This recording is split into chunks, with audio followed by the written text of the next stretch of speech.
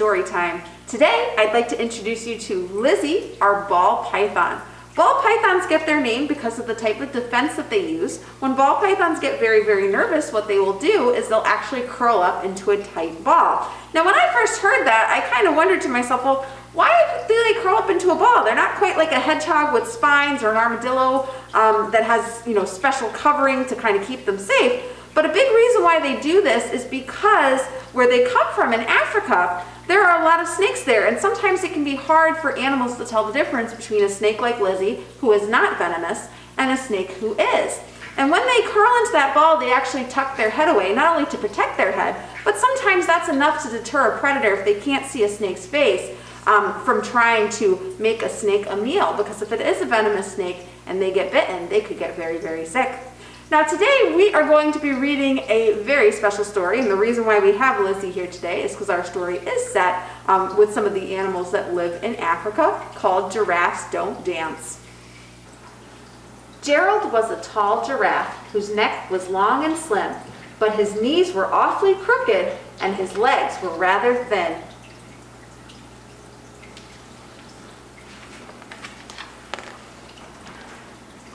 He was very good at standing still and munching shoots off trees, but when he tried to run around, he buckled at the knees.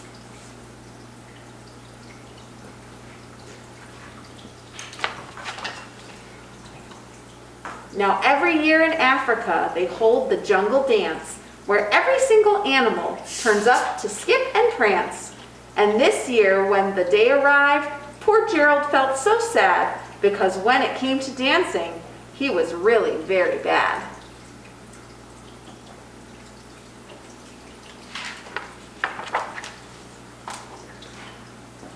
The warthogs started waltzing, and the rhinos rocked and rolled. The lions danced a tango that was elegant and bold.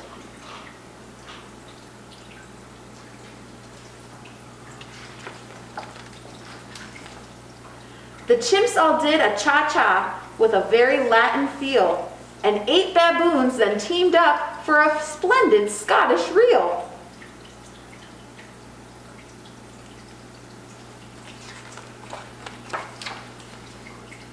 Gerald swallowed bravely as he walked toward the floor, but the lions saw him coming, and they soon began to roar. "Hey, look at clumsy Gerald," the animals all sneered. "Giraffes can't dance, you silly fool. Oh, Gerald, you're so weird."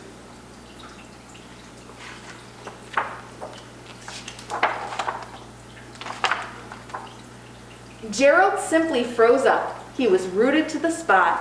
"They're right," he thought. "I'm useless. Oh, I feel like such a clot." So he crept off from the dance floor and he started walking home. He'd never felt so sad before, so sad and so alone.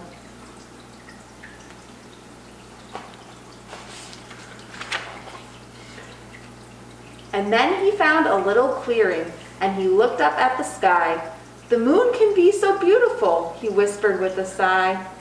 "Excuse me," coughed a cricket, who'd seen Gerald earlier on, "but sometimes when you're different, you just need a different song."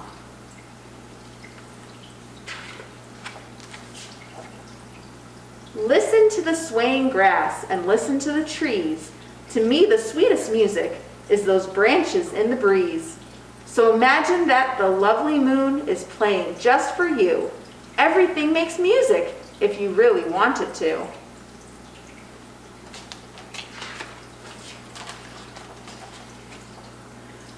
With that, the cricket smiled and picked up his violin.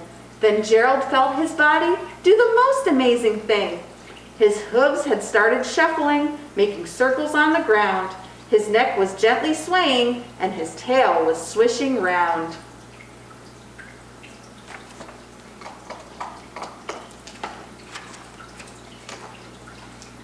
He threw his legs out sideways, and he swung them everywhere. Then he did a backward somersault and leapt up in the air.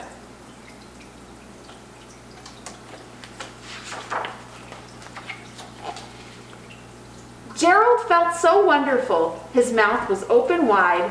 "I am dancing! Yes, I'm dancing! I am dancing!" Gerald cried.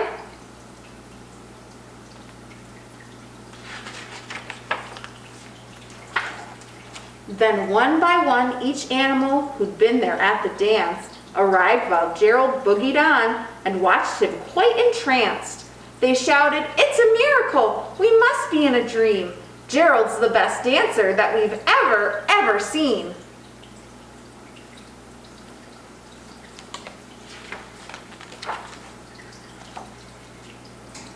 "How did you learn to dance like that? Gerald, please tell us how." But Gerald simply twirled around and finished with a bow.